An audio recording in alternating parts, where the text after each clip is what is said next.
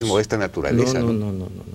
Dogmáticamente, legalmente, el juicio de responsabilidad se formula por prueba directa o por prueba indirecta o mixta, y la conclusión, una vez declarada desde la perspectiva de un tribunal que un hecho está probado, la consecuencia jurídica es puntual. Entonces ahí hay un tema que hay que esclarecer, y lo hemos dicho reiteradamente. Es muy difícil para mí explicar 700 páginas, y sobre todo hay un capítulo que se dio lectura en el cual resumíamos todo y hemos hecho una historia, porque así se trabaja cuando se imputa cargos a un jefe de Estado. No es porque como siendo presidente debió saber, no, momentito. Es la estructura de poder y cómo se creó esa estructura de poder. Y eso lo decimos con toda claridad. Se lo digo porque en lo que, digamos, sí fue visible es la manera como Fujimori, el expresidente Fujimori, condujo la estrategia de lucha contra la subversión que finalmente derrotó a Sendero Luminoso.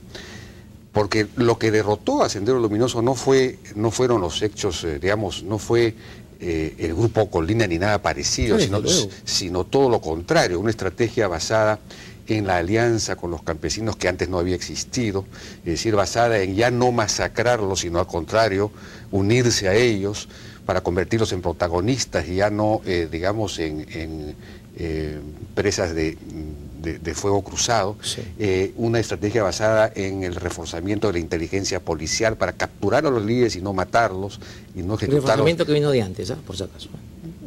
Se comenzó a aplicar, está aprobado, vino pero comenzó a aplicar a partir de 1990, fue concebido un poco antes, pero se comenzó a aplicar a partir de manera sistemática, ahí sí, a partir de 1990, ¿no? Entonces eso fue lo que sí, porque bueno, eso fue lo que derrotó a Sendero Luminoso, y eso lo condujo visiblemente Fujimori. Entonces, digamos, que sea condenado a 25 años por un elemento contradictorio con que fue la formación de este grupo Colina que cometió unos crímenes atroces, digamos, da la impresión de que no hubiese balance, que no hubiese balance. Es que no se ha leído bien la sentencia, y en todo caso hay una apreciación diferente de cómo los hechos surgieron. Y voy a recurrir a mi memoria, porque ya no tanto tiempo ha pasado para mí, y siempre profesionalmente uno tiende a poner un punto final y irse a otras cosas.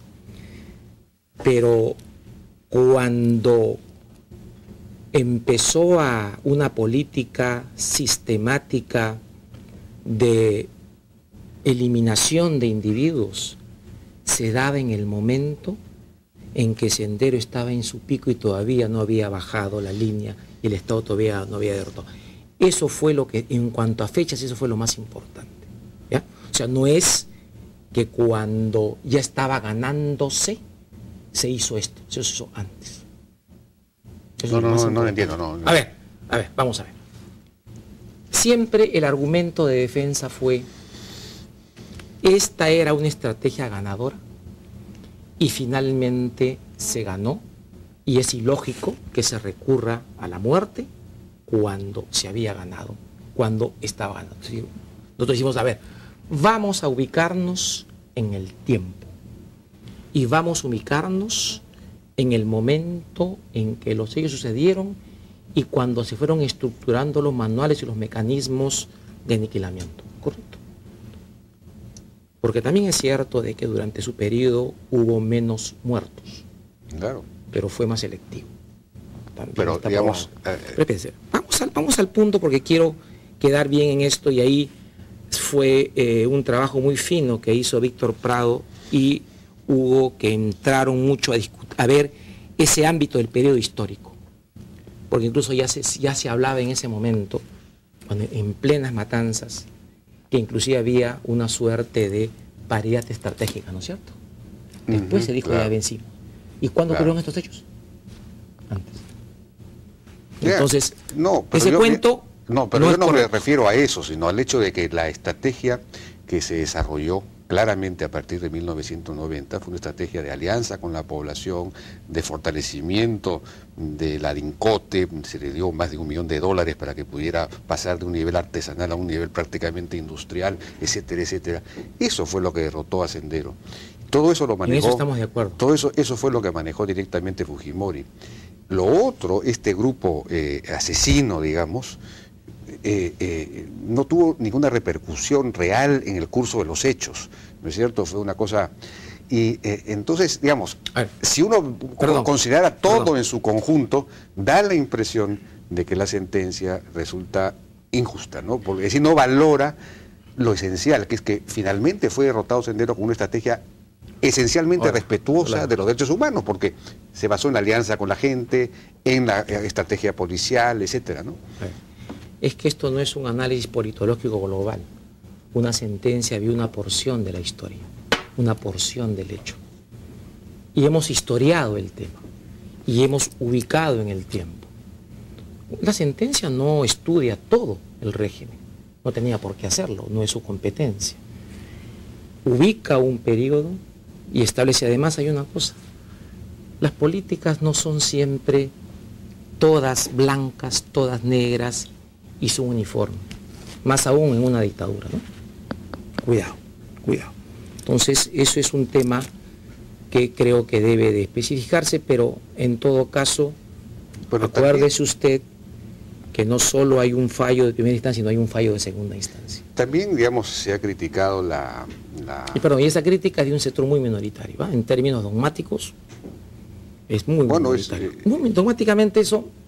Claro, pero digamos, jurídicamente, en términos de justicia esencial, por decirlo así, es importante, ¿no? Porque condenar por cometer delitos de lesa humanidad a un presidente que cambió el curso, civilizando en cierto sentido la guerra, porque de pasar de despreciar y masacrar campesinos a aliarse con ellos, en fin, hizo una estrategia mucho más inteligencia, mucho más, en fin, el balance final, digamos, debería considerarse, pero ya claro, usted me dice que usted en un fallo se restringen al tema de las acusaciones específicas. No soy historiador, no, bueno, pues, pero, no es mi tema. Pero finalmente aquí hay un digamos, el otro tema... Hay muertos, ¿ah? Tengo que valorar yo. Por supuesto. Entonces, valoro. Hubo gran cantidad de muertos, pero digamos hubo mucho...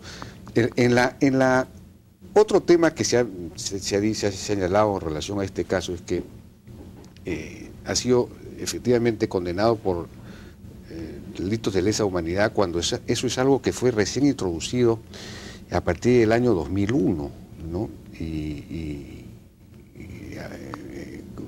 Digamos, el acuerdo que el Perú firma, el Perú aprueba el Estatuto de Roma, digamos, recién el año 2001, ¿no? Y estos hechos ocurren antes, y hay el famoso principio jurídico penal de que nula pena sine lege, es decir, no se puede condenar a alguien por un delito que no estaba tipificado, digamos, ¿no? Correcto. A ver, vamos a ver. En el derecho internacional penal las cosas son algo diferentes, ¿ya? ¿Esos principios no valen? No. Diferentes en su intensidad. Y por lo demás, la jurisprudencia de la Corte Interamericana, que es obligatoria en términos de interpretación de derechos humanos, ha establecido el principio global de que los hechos se tienen que juzgar cuando afectan derechos humanos en su integridad, y por consiguiente el tiempo está en función a circunstancias que trascienden el momento en que se cometieron. Y es más, y eso es algo que está clarísimo, con el Estatuto de Roma no empieza la calificación, culmina una etapa. Eso viene desde los momentos de la Segunda Guerra Mundial, desde todas las convenciones, todas las declaraciones, desde hasta la formación del Tribunal de Tokio, porque crea principios generales. Y eso, se lo digo a usted con toda claridad, la doctrina del derecho penal internacional en eso es unánime. Así que quien diga eso sencillamente no conoce, no está informado debidamente de lo que pasa en el sistema y de los fallos que se han dictado en todo el mundo sobre el particular. Eso lo tengo clarísimo, así que para mí eso no es un tema jurídicamente cuestionable. Bueno, tenemos que ir a una pausa, si me permite.